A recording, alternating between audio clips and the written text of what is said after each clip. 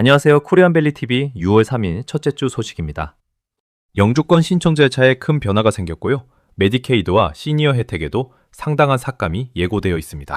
그리고 하이데저트 로컬 소식으로는 애플밸리 쓰레기 수거 요금 인상 공청회 소식과 이토빌의 대형 쇼핑센터가 들어선다는 반가운 소식도 함께 전해드립니다. 끝까지 봐주세요. 첫째 소식, 영주권에 대한 뉴스입니다. 지난 5월 22일 USCIS, 즉 미국 이민국이 중요한 정책각서를 발표했습니다. 내용은 이겁니다. 미국 안에 체류 중인 비이민 비자 소지자들은 앞으로 원칙적으로 본국으로 돌아가서 영주권을 신청해야 한다는 것입니다. 이게 무슨 말이냐면요. 지금까지는 미국에 합법적으로 체류 중인 분들이 굳이 한국에 안 돌아가도 미국 안에서 신분 변경, 즉 Adjustment of Status 절차를 통해 영주권을 신청할 수 있었습니다. 수십 년간 유지되어 온 절차입니다. 그런데 트럼프 행정부가 이 절차를 사실상 막겠다는 겁니다. 영향을 받는 분들이 누구냐면요. H-1B 취업비자 소지자, 유학생 비자 소지자, 그리고 미국 시민권자와 결혼한 배우자들까지 포함됩니다. 이민 전문가들은 무려 50만 명 이상이 영향을 받을 수 있다고 분석하고 있습니다. 당연히 이민 커뮤니티에서 큰 반발이 나왔습니다. 그러자 USCIS가 며칠 후에 추가 성명을 냈어요. 케이스 바이 케이스로 적용할 것이며 정제적 기여자나 국익에 부합하는 신청자는 기존 방식대로 진행될 수 있다고요. 일부 언론은 이걸 보고 완화했다고 보도했는데요. 정확하게 말씀드리면 정책 자체를 철회한 게 아닙니다. 각서는 그대로 살아있고요. 다만 담당관이 개별 케이스마다 재량으로 판단하겠다는 겁니다. 오히려 어떻게 될지 예측이 더 어려워진 상황입니다. 한 가지 그나마 다행인 부분은요. H-1B나 L-1 같은 이중의도 비자, 즉 처음부터 이민 의사가 있어도 합법적으로 체류할 수 있는 비자 소지자들은 기존 방식이 가능할 수 있다고 인정했다는 점입니다. 하지만 이것도 확정된 건 아닙니다. 현재 영주권 절차를 진행 중이신 분 또는 곧 진행하려고 하시는 분들은 반드시 이민 전문 변호사와 본인의 케이스를 개별적으로 확인하시기 바랍니다. 정책이 자주 바뀌고 있는 만큼 예전 정보만 믿고 계시면 위험합니다. 두 번째 소식은 메디칼 삭감 뉴스입니다. 지금 의회에서 트럼프 대통령이 강력히 추진하고 있는 원빅 뷰티풀 빌이라는 예산 법안, 들어보신 분들 계실 겁니다. 이 법안에 메디칼 관련 내용이 포함되어 있는데요. 규모가 어마어마합니다. 10년에 걸쳐 무려 9,110억 달러의 메디칼 예산을 삭감하겠다는 겁니다. 역사상 최대 규모의 감축입니다. 이게 실제로 어떤 영향을 주는가 말씀드리겠습니다. 첫 번째, 근로 요건이 신설됩니다. 메디칼을 받으려면 일정 시간 이상 일을 하거나 구직 활동을 증명해야 하는 조건이 생깁니다. 네브라스카주는 이미 5월 1일부터 시행을 시작했고요. 다른 주들도 뒤따를 것으로 보입니다. 두 번째, 비시민권자는 수급 자격이 축소됩니다. 2026년 10월부터는 영주권자를 포함한 일부 합법 이민자도 메디칼 수급이 제한될 수 있습니다. 특히 미국 거주 기간이 짧은 영주권자, 그리고 특정 비자 카테고리로 체류 중인 분들은 지금 본인이 해당되는지 꼭 확인해 보셔야 합니다. 세 번째, 원격 진료 혜택이 축소됩니다.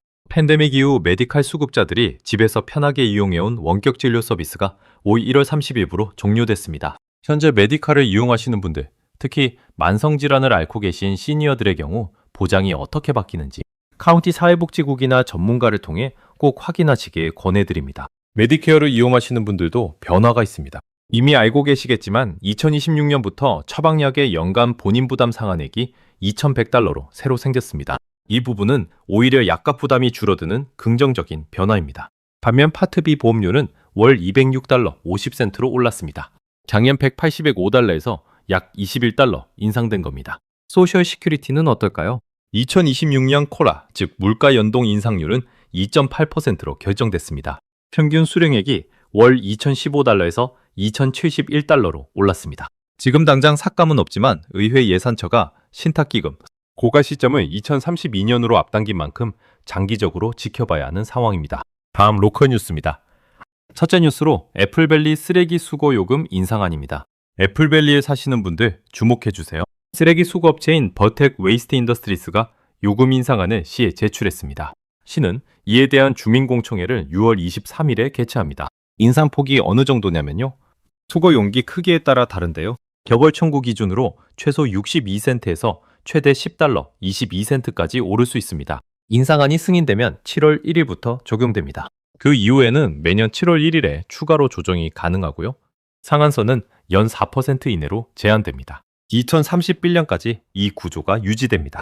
이 요금 인상 왜 하는 거냐는 질문에 시와 업체 측은 인건비 상승, 연료비 증가, 운영 원가 전반이 올랐기 때문이라고 설명하고 있습니다. 여기서 중요한 포인트가 있습니다. 과반수 이상의 반대 서명을 모으면 인상을 저지할 수 있습니다. 두 번째 소식은 비토빌의 대형 쇼핑센터가 새로 생긴다는 뉴스입니다. 이름은 데저스카이 플라자 2입니다. 로이 로저스 드라이브와 아말고사 로드, 남동쪽 코너 약 30에이커 부지에 들어서는 대규모 프로젝트입니다. 쇼핑몰 전체 면적이 약 30만 스퀘어피트로 축구장 5개를 합친 것보다 큰 규모입니다. 착공은 올해 7월로 예정되어 있고요. 오픈은 2027년 가을을 목표로 하고 있습니다. 현재 임대율이 이미 85%에 달할 만큼 빠르게 채워지고 있습니다. 어떤 가게들이 들어오냐 궁금하시죠? 앵커스토어, 즉 대형 핵심 매장으로는 타겟, 벌링턴, 파이빌로가 확정되었고요. 새로 추가된 11개 입점 브랜드를 보면요.